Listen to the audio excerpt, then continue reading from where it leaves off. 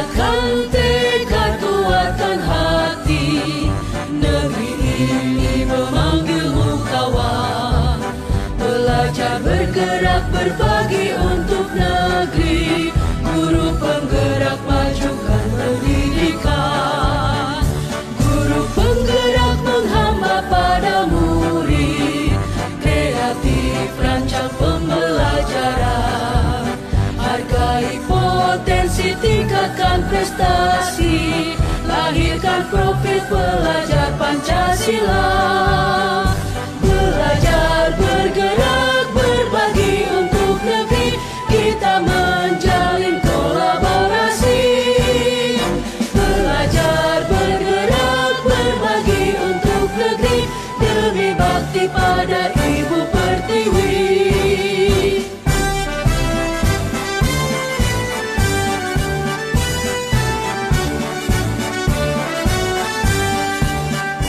Bulatkan tekad kuatkan hati, negeri ini memanggilmu kawan.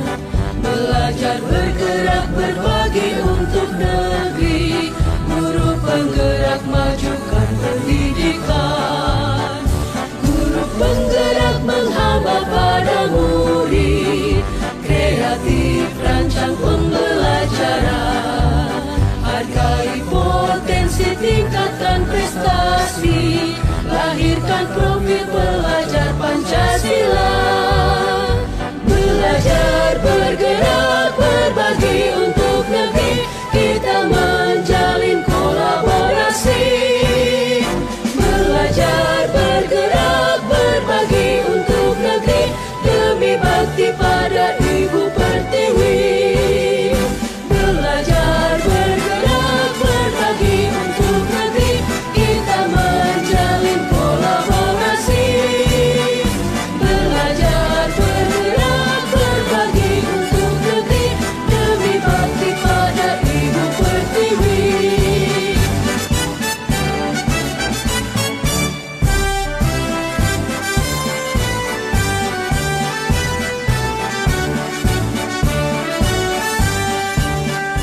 Bulatkan tekad kuatkan hati, negeri ini memanggilmu kawan. Belajar bergerak berbagi untuk negeri, guru penggerak majukan pendidikan. Guru penggerak menghamba pada murid, kreatif rancang pembelajaran. Hargai potensi, tingkatkan prestasi, lahirkan profil pelajar Pancasila.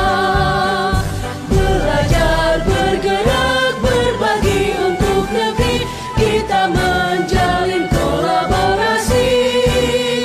Belajar bergerak berbagi untuk negeri, demi bakti pada Ibu Pertiwi.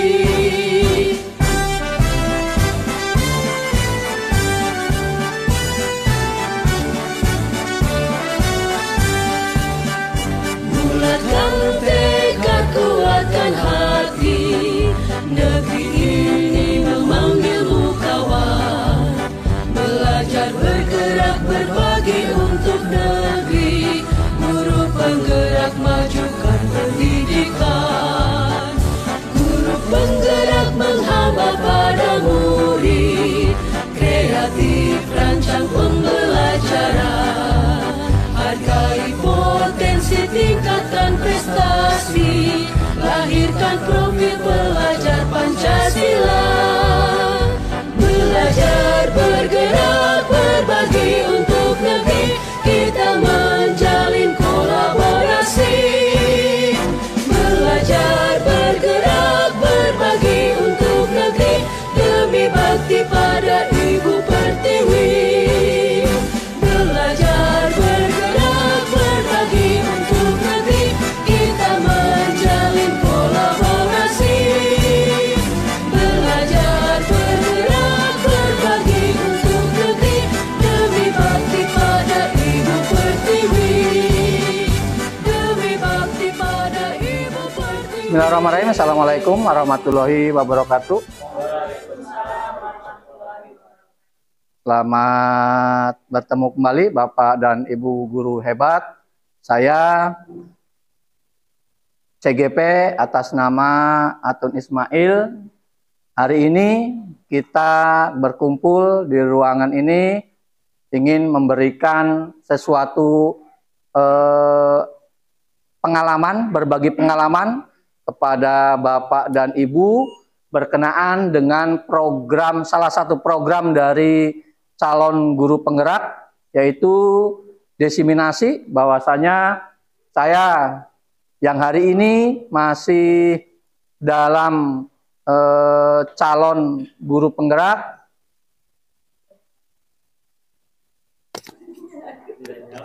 Udah.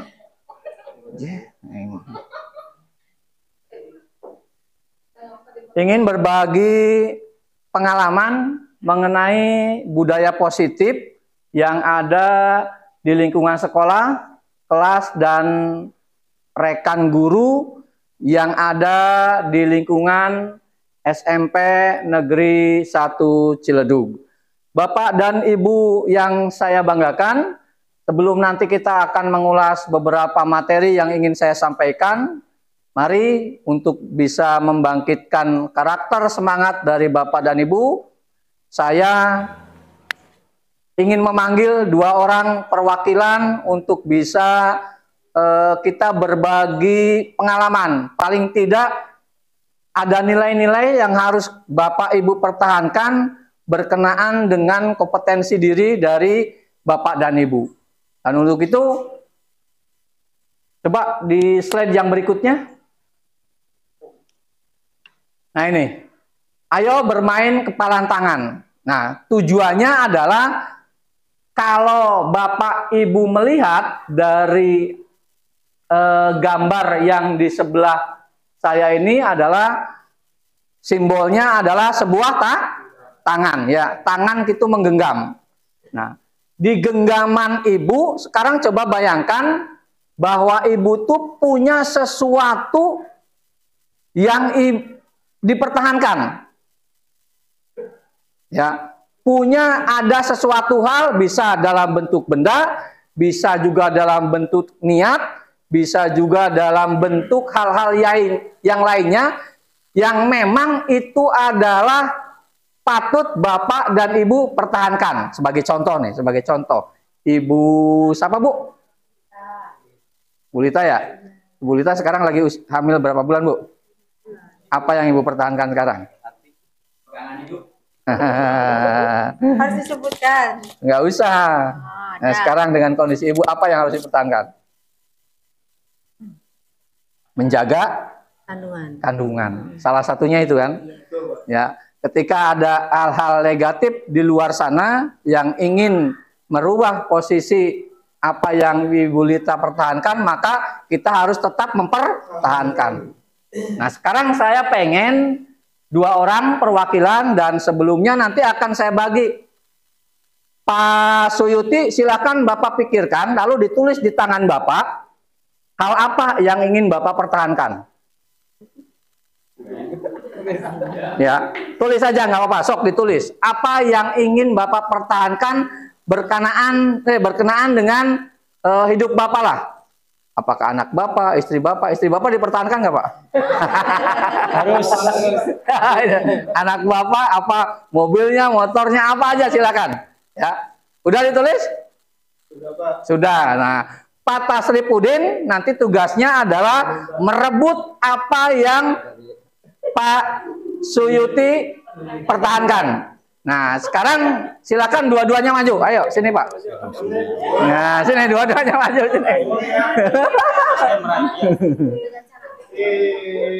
Oke, sekarang yang pertama Bapak dan Ibu perhatikan ya, perhatikan. Tolong ini sudah ada namanya Pak? Sudah Pak. Sudah ada. Sudah ada Pak. Genggam erat-erat, jangan sampai ada orang lain yang ingin meribut. Meribut? Merebut. Merebut apa yang Bapak pertahankan, iya, dengan cara apapun. Iya, Pak. Ya. Nah, tugas Pak Tasripudin adalah ya merebut apa yang dia punyai, apa yang dia pertahankan dengan cara apapun. Kata kuncinya adalah dengan cara apapun. Ini juga akan mempertahankan dengan cara apapun. Pak Tasib juga akan merebut dia membuka tangan ini ya dengan cara apapun. Sudah kebayang? Sudah, Pak. Iya. Silahkan sekarang saya hitung dari berapa detik kira-kira ya? 1 menit aja ya. Dengan kurun waktu 1 menit itu kira-kira siapa yang kalah nanti? Apakah beliau yang mempertahankan barangnya atau Pak Tasripudin yang menginginkan barangnya? Tapi kalau sama-sama bagi-bagi ya. Oke ya, saya hitung 1, 2, mulai. Pak Soy, gimana kabarnya Pak Soy? Alhamdulillah. Baik. Hari ini dunia semakin Perhatikan Bapak dan Ibu ya, gimana cara merebutnya apa yang dan gimana keinginan yang Pak cara Suti mempertahankannya. pada hari ini menjadikan kehendak ke depan. Yang saya berikan kehendak ke depannya itu adalah semangat untuk bisa memberikan mobil Alphard buat istri saya, Pak. Iya. Kalau keinginan Pak Suyuti itu bisa berbagi dengan saya akan tukar dengan lebih dengan keinginan Pak Suyuti. Jangan, Pak. Saya punya satu barang, Pak. Barang itu bisa menghidupkan. Apakah barang itu berharga buat Pak Sangat Suyuti? berharga. Nanti ditukar lebih 2 kali lipat Nggak bisa, Pak. dengan keinginan yang Pak Suyuti Nggak boleh. harapkan pada kesempatan Karena hari barang ini. Barang kesukaan istri saya, Pak. Kalau boleh tahu apa sih Pak Suyuti kesukaannya Wah, itu? itu rahasia. Ini perhatikan Bapak Ibu ya, perhatikan ketika dia membela diri ya. Tapi kan kita sudah lama bersahabat Pak Suyuti. Ini perhatikan. Nanti ada trik khusus yang buat Pak Suyuti nanti lebih dari yang dipertahankan oleh Coba Pak triknya Suyuti. dulu apa? Bisa Pak Suyuti mengajukan, "Yuk Pak Tasib, nanti kita makan di luar atau di mana healing," seperti itu. Atau nanti diganti dengan hal-hal yang lebih berharga. Masalah ini, barang ini berbahaya. Bisa menghidupkan. Masalahnya. Justru malah nanti gantinya dari saya lebih bisa menghidupkan Pak Suyuti lebih. Barang saya panjang juga, Pak. Panjang itu dalam artian bentuk benda atau Sudah panjang. bagaimana harapan yang nanti ke depan bisa Penjaganya membahagiakan Pak Suyuti? panjang, bisa menghidupkan, membahagiakan istri saya, Pak. Ayolah Pak Suyuti, Kebutuhan juga, dibagi, Pak. dibagi saja buat saya nanti bisa. Masalahnya, Pak, kalau saya bagi dengan Bapak bisa menjaganya tidak, Pak? Bisa. Saya kan amanah. Saya khawatir. Saya kan amanah Pak Suyuti. Saya menghidupkan, barang itu bisa melukai, Pak. Tapi kan, ini barang ini keramat, Pak. Nggak ya bisa coba dibagi. kalau boleh tahu apa sih barangnya Pak Suyuti yang dipertahankan? Tangannya mulai itu tangannya Apa mulai. sih Pak Suyuti? Yang dipertahankan tuh apa Lama sih? tuh bisa kasar Sampai semuanya. segitunya. Saya kan amanah berbeda dengan sahabat saya. Gitu. Saya pernah diajar orang tua saya. Iya. Kalau diberi amanah oleh itu nggak boleh, Pak. Membohong itu, Pak. Harus dijaga dengan baik, dengan keadaan apapun, dirayu oleh siapapun, Pak. Tadi bilang Pak Suyuti barang yang dipegang Pak Suyuti itu yang dipertahankan itu nanti bisa meledak. Siapa saja kalau lewat saya diamankan malah bisa berkembang bukan meledak lagi. Cukup, terima kasih. Berikan plus buat mereka Bapak dan Ibu ya. Kalau saya berikan sama Pak En beda, Bapak dan Ibu, karakternya beda. Dan ketika saya juga nanti ngasihkan misalkan yang ngerebutnya Pak Andi juga beda.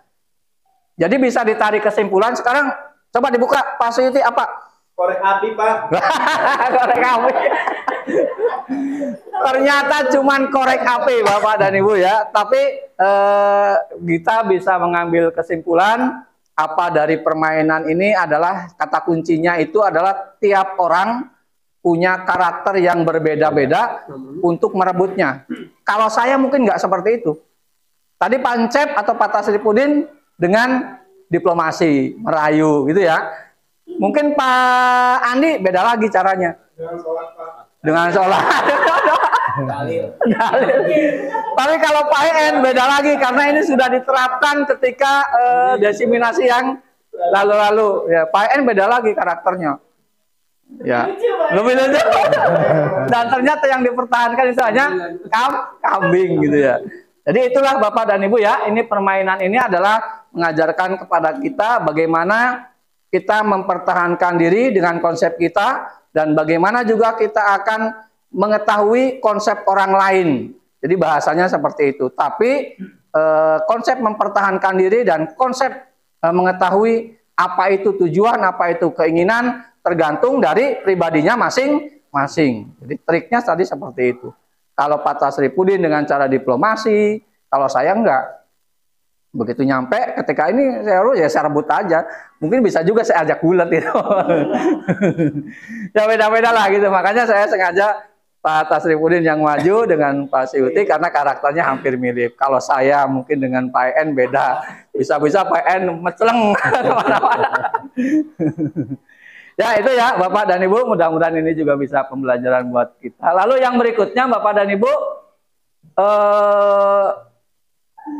di materi berikutnya kita juga akan mengulas beberapa materi. Yang pertama yaitu perubahan paradigma teori kontrol, ilusi. Nah ilusi itu sebetulnya apa Bapak dan Ibu, sebelum nanti saya menjelaskan 4 poin yang ada di layar tersebut. Ilusi, kira-kira apa? Gambaran. Ilusi, gambaran. Pak Ustadz?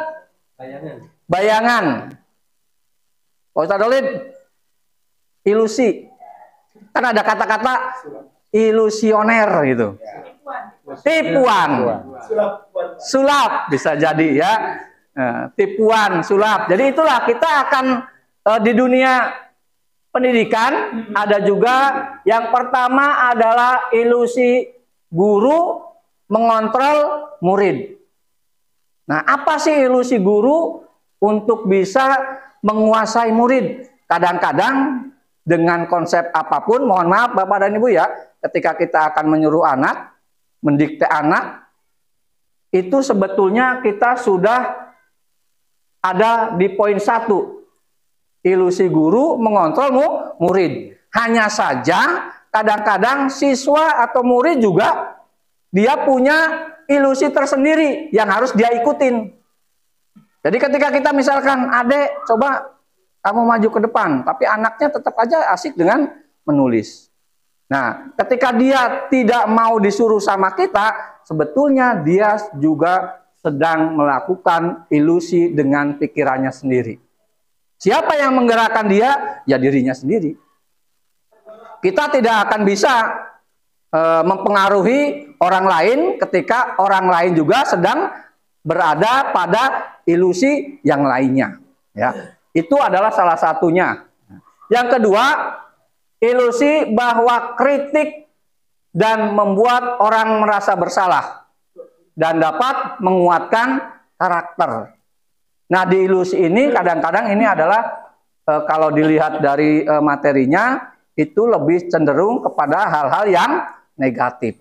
Jadi kita mempengaruhi orang lain supaya menuruti apa kehendak kita, tetapi halnya itu adalah hal yang negatif. Jadi mempengaruhi orang lain untuk bisa misalkan, ayo nyontek, ayo apalagi gitulah, sesuatu hal-hal yang bersifat negatif lah, intinya ke situ. Yang ketiga, ilusi bahwa semua penguatan positif, efektif, dan bermanfaat. Nah, di poin yang ketiga ini kita akan belajar mengendalikan ilusi yang negatif dirubah menjadi ilusi yang positif.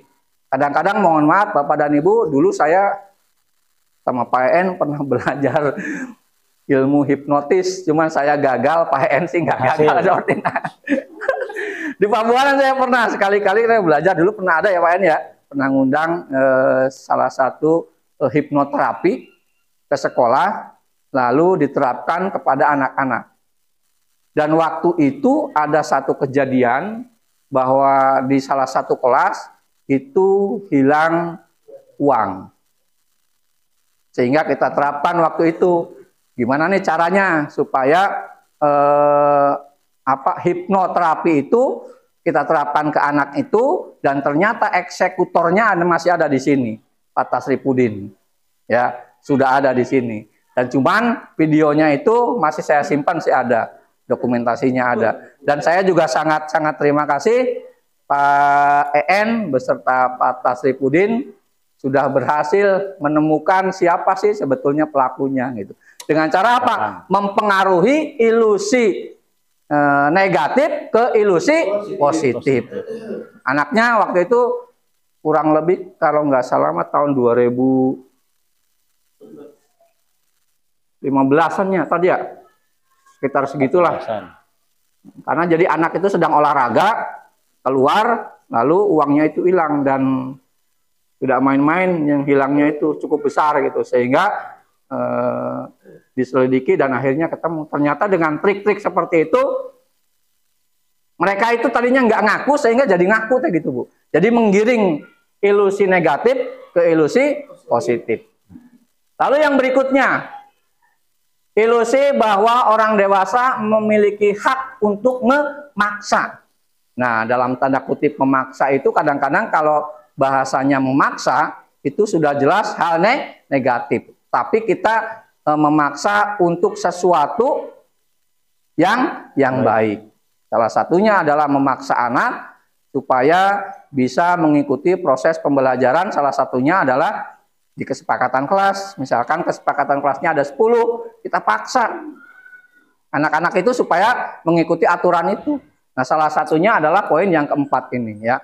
Ilusi bahwa orang dewasa memiliki hak untuk memaksa ya.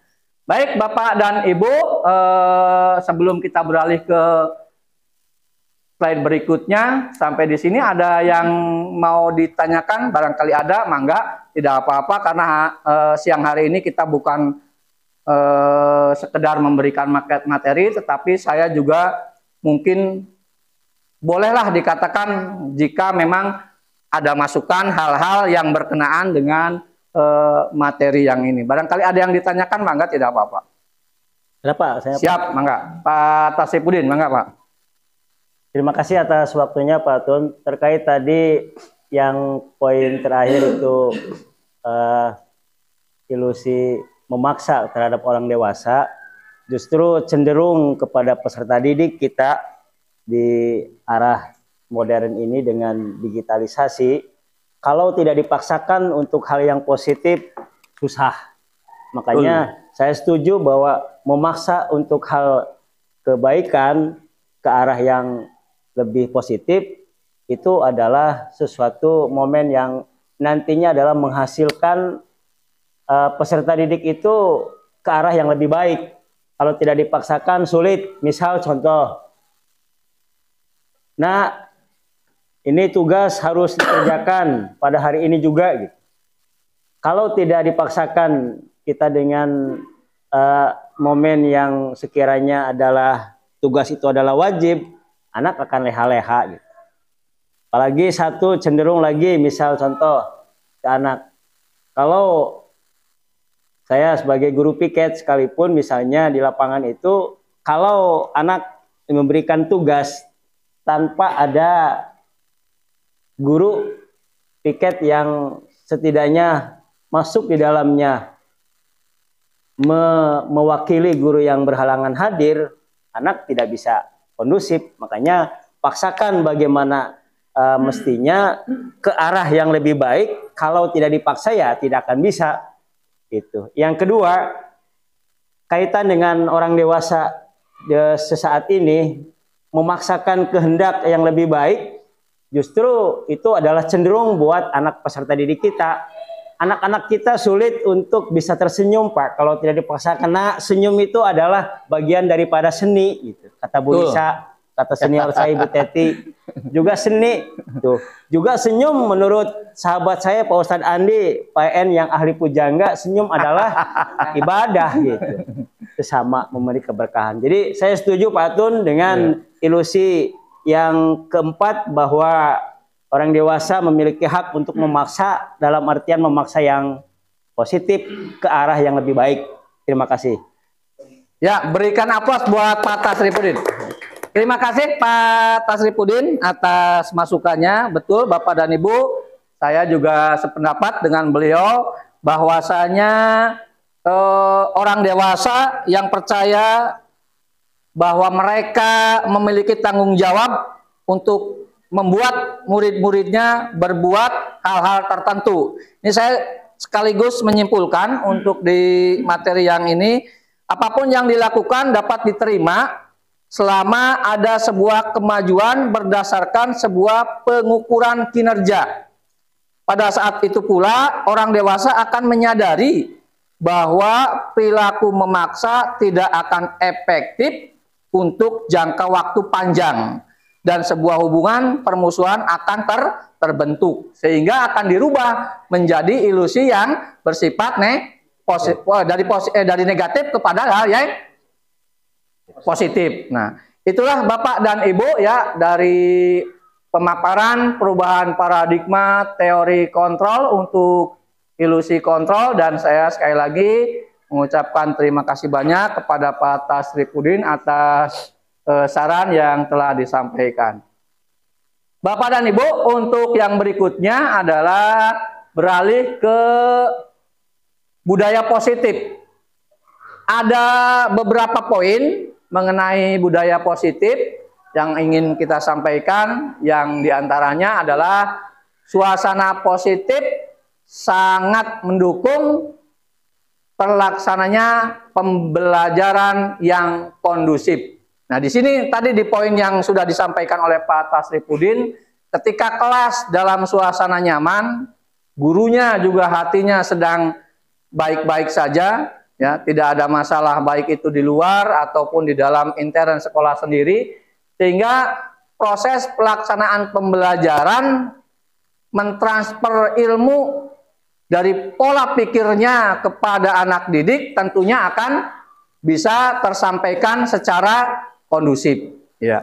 Yang berikutnya adalah suasana positif akan membuat lingkungan belajar lebih menyenangkan, sehingga proses belajar dapat berjalan tanpa beban dan tertekan, melainkan keinginan dan kesadaran dari dalam diri peserta didik.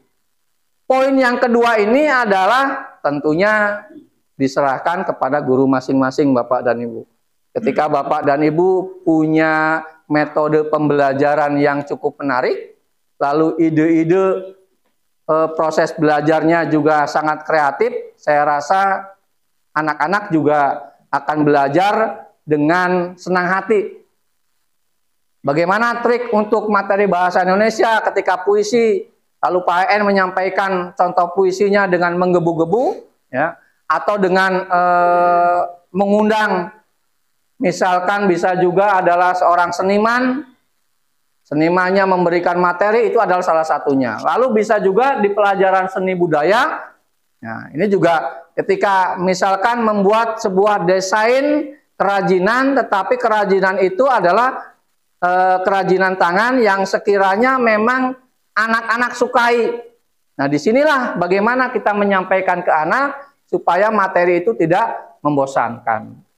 Lalu yang berikutnya adalah yang ketiga, dengan konsep budaya positif diharapkan terwujudnya sekolah sebagai institusi pembentuk karakter dengan cara melakukan kesepakatan atau keyakinan kelas yang efektif, posisi kontrol guru yang sesuai dengan kebutuhan murid, dan penerapan proses disiplin yang efektif dalam membentuk sikap murid. Ini kalau saya amati sudah berjalan di SMP Negeri 1 Ciledug. Bahkan sudah bertahun-tahun.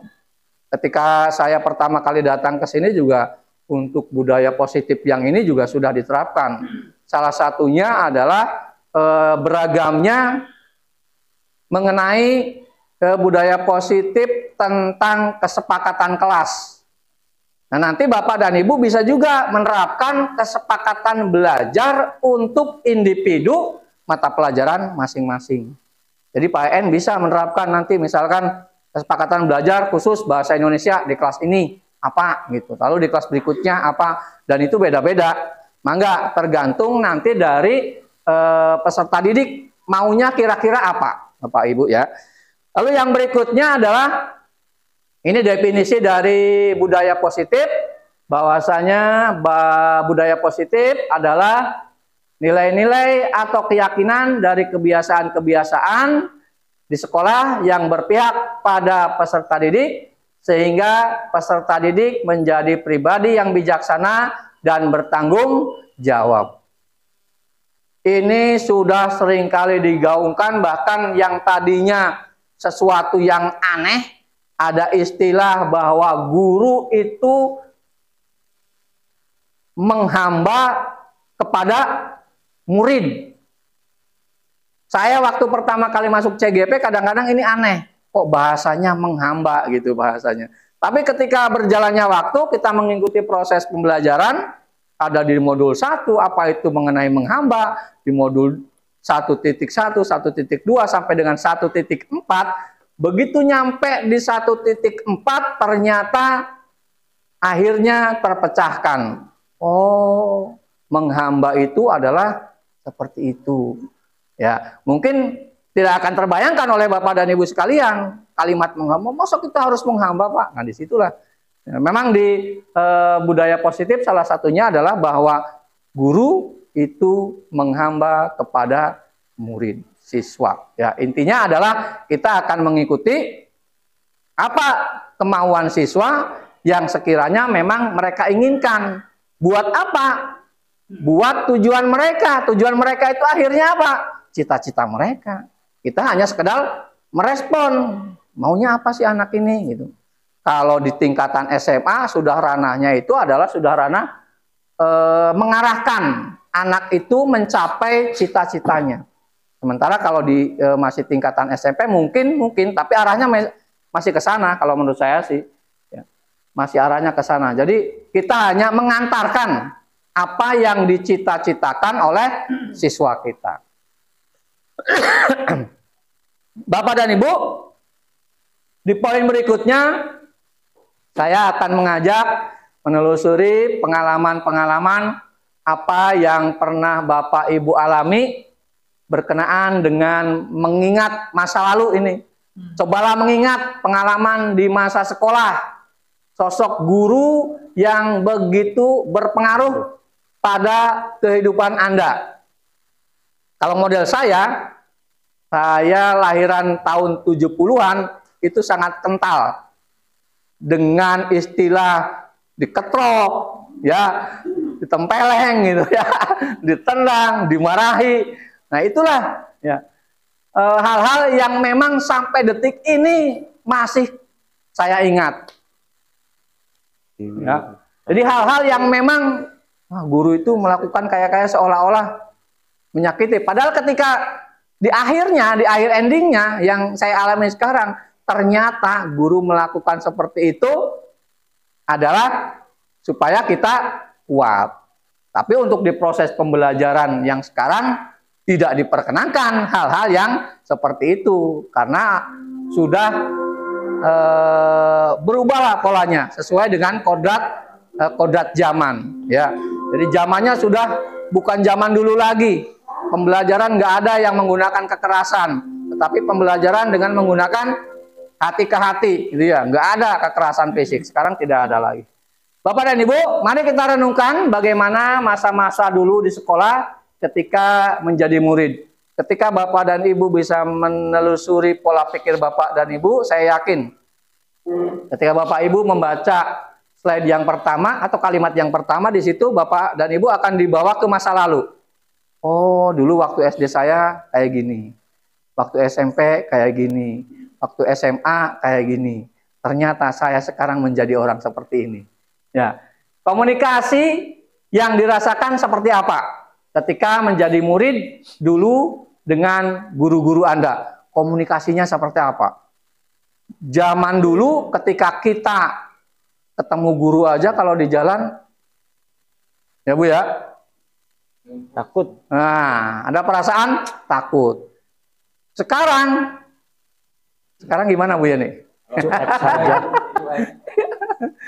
Ya kan? Kenal. Ya, sekarang posisinya seperti apa? Maka Bapak Ibu bisa bandingkanlah posisi ketika kita sekolah dulu dengan posisi sekarang ini ketika Bapak dan Ibu merasakan menjadi seorang pendidik atau menjadi seorang guru. Sangat jauh berbeda Bapak dan Ibu ya. Itulah makanya di dalam pembelajaran di CGP itu ada yang dinamakan sebagai kodrat zaman. Zaman dulu tidak akan sama posisinya dengan zaman sekarang. Nah, Bapak dan Ibu, saya ingin bertanya kepada Bapak dan Ibu. Bapak dan Ibu mangga nanti bisa memberikan responnya 1 atau 2 buah kata ya. Yang pertama, menurut Anda apakah komunikasi yang dilakukan guru sudah baik? Itu yang pertama. Yang kedua, apakah memberikan Anda ruang berdiskusi atau justru menghakimi karena tidak sesuai dengan aturan?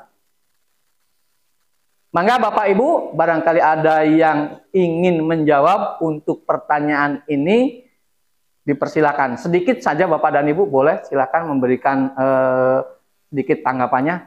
Yang pertama aja, menurut Anda apakah komunikasi yang dilakukan guru sudah baik? Nah, sekarang kembali ke diri kita, apakah kita juga ketika komunikasi dengan siswa itu sudah baik atau belum? Lalu caranya seperti apa? Nah, apakah memberikan Anda ruang untuk berdiskusi atau justru menghakimi karena tidak sesuai dengan aturan? Jadi ketika anak-anak itu tidak mengikuti apa yang kita inginkan, apakah Bapak dan Ibu itu merasa seolah-olah saya tidak dihargai? Bahasanya seperti itu. Kira-kira seperti apa jawabannya? Mangga, ada yang bisa memberikan komen dari 2 pertanyaan ini?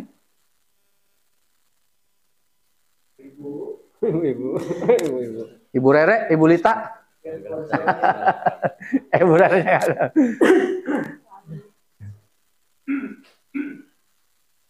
Mangga, siapa aja? Bu Dahlia? Ayo Bu, pengen tahu Bu, ini Bu Dahlia nih. Ayo Bu, yang pertanyaan yang pertama aja Bu. Pertanyaan yang pertama. Ya, siap. Menurut Anda, apakah komunikasi yang dilakukan guru sudah baik? Pada pertanyaan pertama, menurut saya untuk di masa sekarang ya, menurut saya komunikasi yang dilakukan guru itu sudah sangat baik.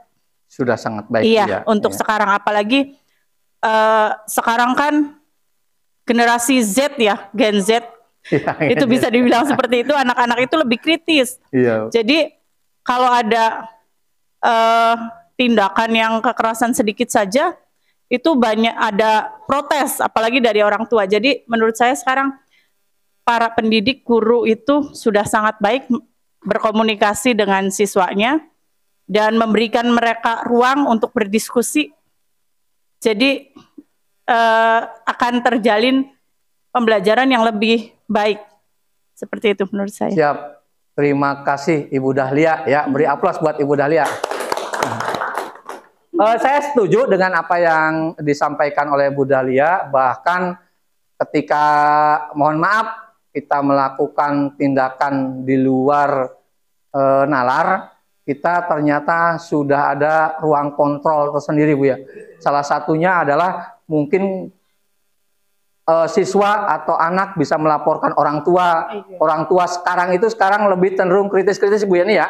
Nah, jadi seperti itu Bapak dan Ibu, sehingga apa? Sehingga komunikasinya juga harus dilakukan secara betul-betul hati-hatilah untuk mendidik putra-putri kita.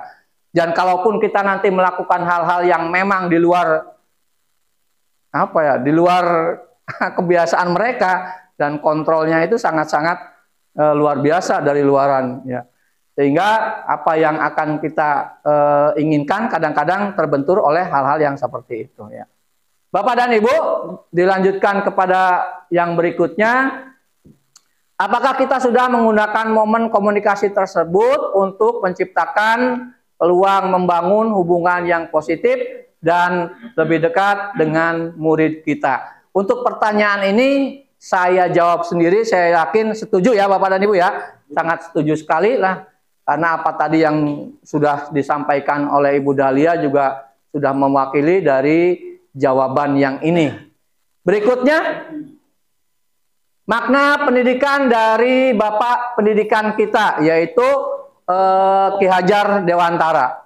Di program CGP, ya, di program CGP ini referensi utamanya adalah dari Ki Hajar Dewantara. Apalagi beliau adalah sudah dinobatkan sebagai Bapak Pendidikan. Saya bacakan Bapak dan Ibu. Adapun maksud pendidikan yaitu menuntun segala kekuatan ke darat.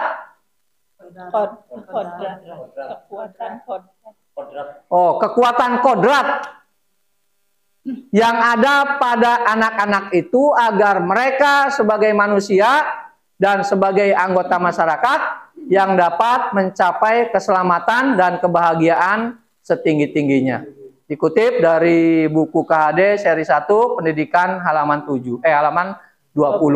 Nah, ini adalah pernyataan dari Ki Hajar Dewantara yang mana pendidikan yaitu menuntun segala kekuatan kodrat yang ada pada anak-anak itu agar mereka sebagai manusia dan sebagai anggota masyarakat yang dapat mencapai keselamatan dan kebahagiaan yang setinggi-tingginya. Inilah Bapak dan Ibu tujuan bahwa pembelajaran kita itu tidak lagi untuk hal-hal yang memang di luar dari keselamatan dan kebahagiaan.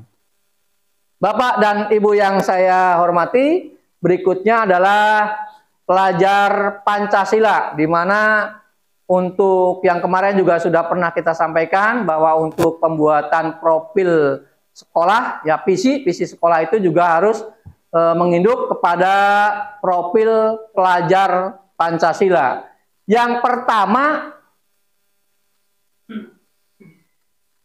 pertama yaitu beriman, bertakwa kepada Tuhan Yang Maha Esa dan berakhlak mulia.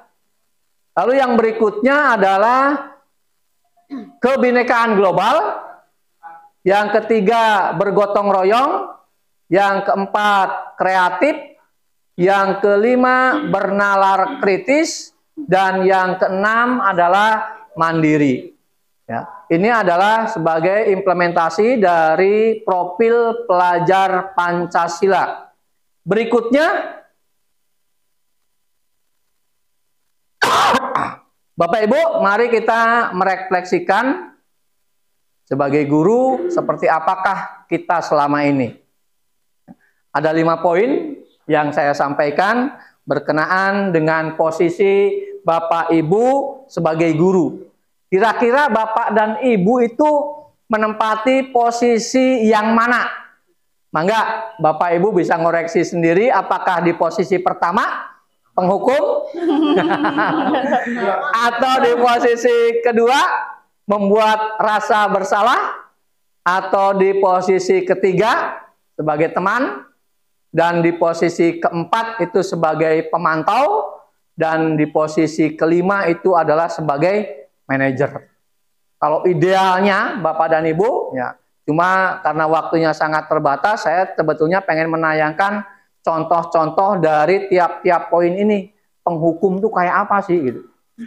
Lalu yang kedua, membuat rasa bersalah tuh kayak apa. Sebagai contoh penghukum itu ketika misalkan ada anak datang terlambat, kita langsung nunjuk bahwa kamu tuh ya, nah itu bahasanya. Itu adalah penghukum. Contoh pembuat rasa bersalah, kalimatnya beda. Kenapa nak, kamu sok sekarang datang terlambat? Sehingga apa? Menanyakan kepada anak itu. Sehingga anak ketika ditanya sama kita, dia merasa bersalah. Yang kedua sebagai teman. Andi, kenapa Andi sekarang datang terlambat? Gitu kan? Nah, ini salah satu contohnya itu. Jadi memposisikan diri kita sebagai teman. Lalu yang berikutnya yaitu yang ketiga, pemantau.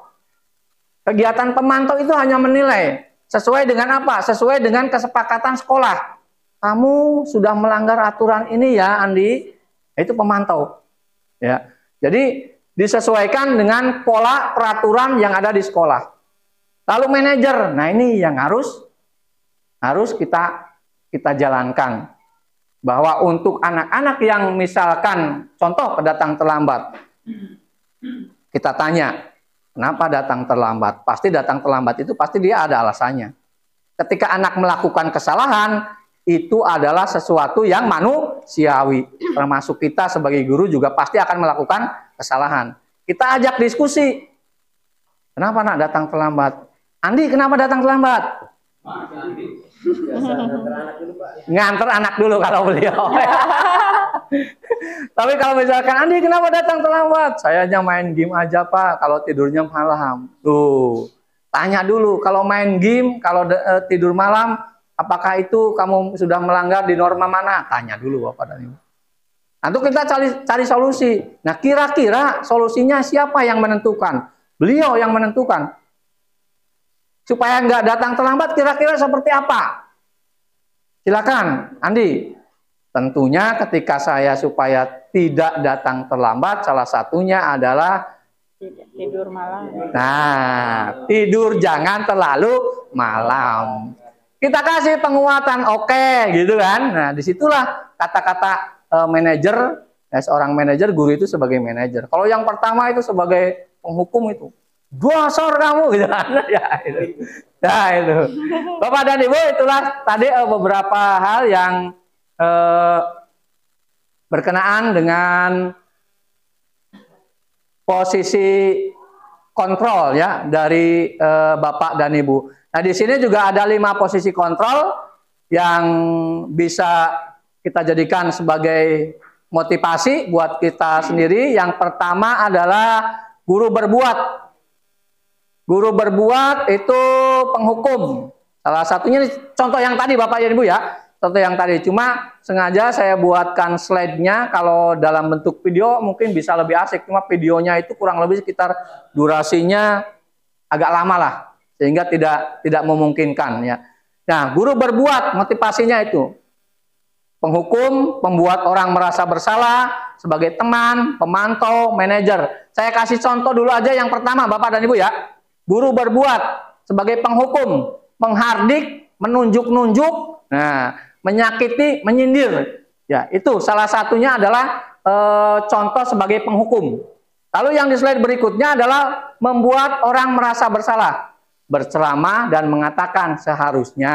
Nah, Bapak kecewa gitu dengan adanya Andi datang terlambat, sehingga apa? Hatinya terketuk, dia merasa bersalah gitu. Lalu yang berikutnya sebagai teman, membuat alasan-alasan untuk muridnya. Jadi kita dekati, kita rangkul, tadi seperti apa yang saya contohkan lagi. Pemantau, menghitung dan mengukur sesuai dengan kesepakatan sekolah. Kalau terlambat, misalkan aturan sekolah kan jam 7 kurang, kamu datang jam 7.30, berarti kamu sudah melanggar. Jadi pelanggarannya kita jelaskan. Lalu manajer mengajukan pertanyaan-pertanyaan. Ketika tadi, bahwasanya bahwa manusia itu ketika melakukan kesalahan itu adalah sesuatu yang manusiawi. Nah, dari situlah kita akan menggali ya, Bapak. Nah, ini Bapak dan Ibu ya, 5 posisi kontrol yang sudah saya paparkan, tapi tidak akan kita bahas secara detail karena mengingat waktu. Yang berikutnya, disiplin positif adalah pendekatan yang digunakan untuk mendidik anak melakukan kontrol diri, pembentukan kepercayaan diri, bertanggung jawab, menghargai diri sendiri dan orang lain. Salah satunya ada 3 poin. Poin yang pertama adalah tanpa kekerasan dan tanpa ancaman, melainkan komunikasi tentang perilaku secara efektif antara guru dan peserta didik. Lalu yang kedua, peserta didik diajarkan untuk memahami konsekuensi dari perilaku mereka dan menumbuhkan rasa tanggung jawab dalam diri mereka. Yang ketiga adalah menumbuhkan kesadaran peserta, memberdayakan peserta didik untuk melakukan sesuatu tanpa sogokan, ancaman, atau hukuman. Berikutnya, Bapak dan Ibu. Nah, ini adalah contoh filosofi dari Ki Hajar Dewantara. Di antaranya ini adalah puisi atau apa ini ya Bu? Bukan ya. Ya. Merdeka menurut Ki Hajar Dewantara. Merdeka itu artinya tidak hanya terlepas dari perintah, akan tetapi juga cakap membuat memerintah diri sendiri. Jadi merdeka itu bukan hanya sekedar nunjuk gitu ya, tapi kita harus tahu diri kita sendiri. Ya, itu kalau diterjemahkan. Lalu yang berikutnya adalah membentuk keyakinan kelas. Nah, keyakinan kelasnya adalah ini. Nilai-nilai kebajikan atau prinsip-prinsip universal yang disepakati bersama, bebas dari latar belakang apapun, suku, bangsa, dan agama. Jadi kalau di dalam kelas ada berbagai macam agama, akomodir aja. Ya. Lalu peraturan kelas biasanya rinci dan konkret, bisa lebih dari satu peraturan dengan masalah yang berkaitan. Berikutnya, Bapak dan Ibu. Nah, ini adalah pernyataan dari Diana Gusen. Gusen apa Gusen, Pak Andi? Gusen. Suatu keyakinan akan lebih memotivasi seseorang dari dalam, berarti dari dalam. Ya, intrinsik lah.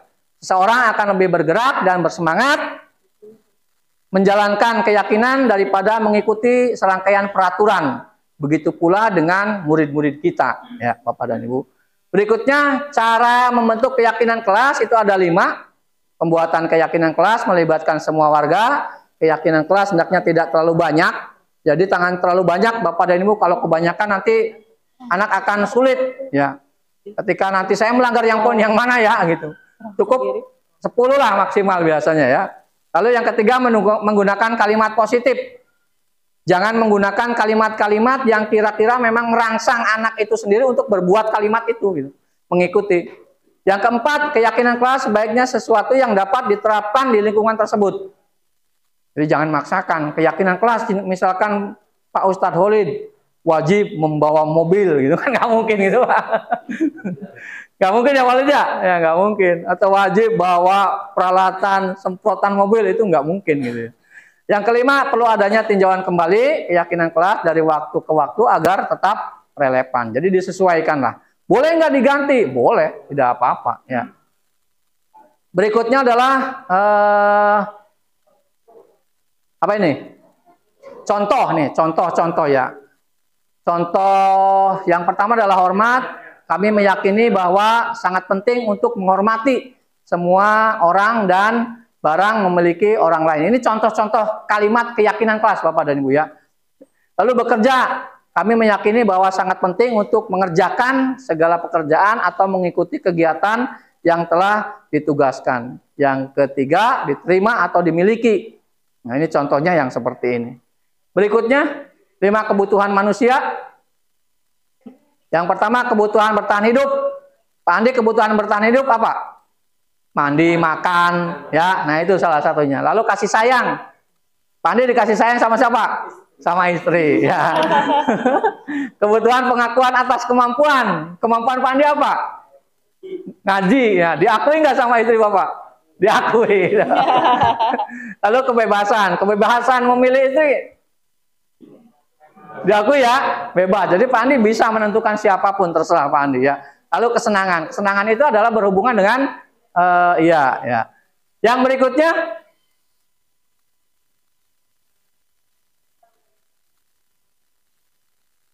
nah ini apa ini? Restitusi ya. Sebuah cara menanamkan sikap disiplin pada murid. Ciri-ciri restitusi.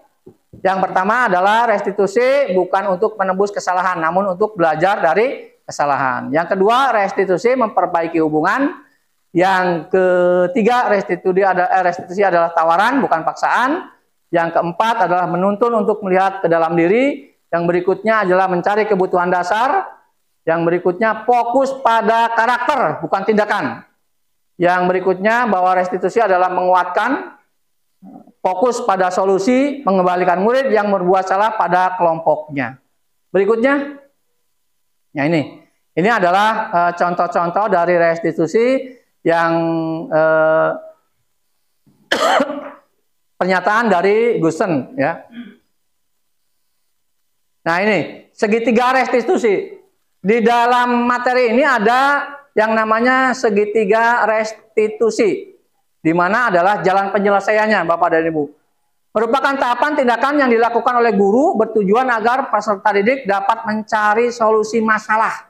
Ini yang utama. Kita tayangkan segitiganya. Nah, ini. Yang pertama itu validasi tindakan yang salah. Ini dulu, ya. Dilanjutkan dengan menanyakan keyakinan, lalu menstabilkan identitas. Salah satu contohnya ini, contoh pertanyaan pemantiknya adalah kamu tentu punya alasan mengapa melakukan hal itu. Nah, salah satunya itu. Lanjut. Nah, menstabilkan identitas yaitu mengubah identitas anak dari orang yang gagal karena melakukan kesalahan menjadi orang yang sukses. Tindakan validasinya adalah klik.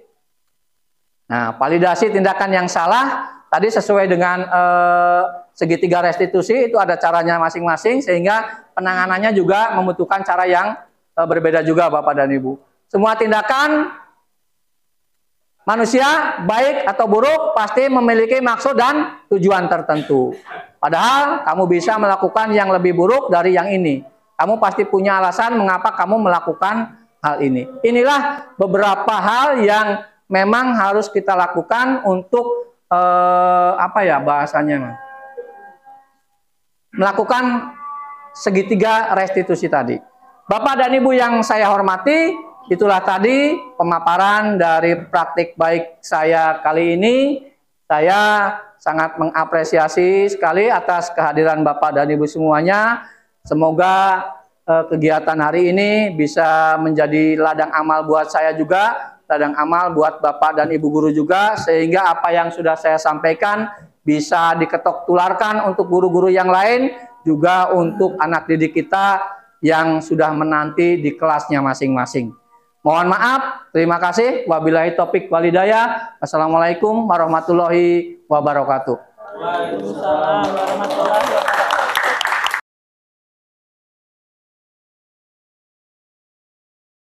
Bismillahirrahmanirrahim. Assalamualaikum warahmatullahi wabarakatuh. Saya Nana Susiana SPD, Kepala SMP Negeri 1 Ciledug, merasa bahagia, merasa bangga dengan adanya Pak Atun Ismail sebagai calon guru penggerak yang berasal dari SMP kami. Adapun harapan saya selaku pimpinan di sini untuk Pak Atun Ismail, bahwa Pak Atun Ismail setelah mendapatkan ilmu-ilmu dari calon guru penggerak agar bisa menularkan, mengimplementasikan ilmunya tersebut di sekolah kami. Getuk tularkan ilmunya kepada teman-teman ya, sehingga pada akhirnya teman-teman juga mendapatkan ilmu yang bermanfaat. Berikutnya saya mensupport kepada seluruh teman-teman agar mengikuti calon guru penggerak, sehingga pada akhirnya semua teman-teman bisa melaksanakan, bisa memberikan budaya positif di sekolahnya. Itu saja yang bisa saya sampaikan, khususnya kepada Pak Atun. Saya ucapkan selamat, sukses selalu, dan bisa mengimplementasikan ilmunya. Demikian saya akhiri. Wabillahi taufik wal hidayah. Wassalamualaikum warahmatullahi wabarakatuh. Assalamualaikum warahmatullahi wabarakatuh. Saya Rifqatul Aini, guru SMP Negeri 1 Ciledug. Setelah mengikuti kegiatan desiminasi, saya sangat merasa senang karena mendapatkan pemahaman baru tentang budaya positif di sekolah. Saya menjadi tahu beberapa posisi kontrol guru dan bagaimana cara penanganan anak dengan menggunakan segitiga restitusi. Materi desiminasi yang disampaikan oleh Pak Atun Ismail sebagai calon guru penggerak sangat bermanfaat sekali dan sangat menginspirasi saya. Terima kasih atas ilmunya dan sukses terus untuk Pak Atun. Wassalamualaikum warahmatullahi wabarakatuh. Assalamualaikum warahmatullahi wabarakatuh. Hai, nama saya Hoirunisa. Saya adalah siswa SMP Negeri 1 Ciledug. Saya merasa senang dengan rencana program penerapan budaya positif di sekolah ini. Semoga sekolah SMP Negeri 1 Ciledug menjadi sekolah yang lebih menyenangkan serta ramah anak. Sukses terus buat Pak Atun Ismail. Wassalamualaikum warahmatullahi wabarakatuh.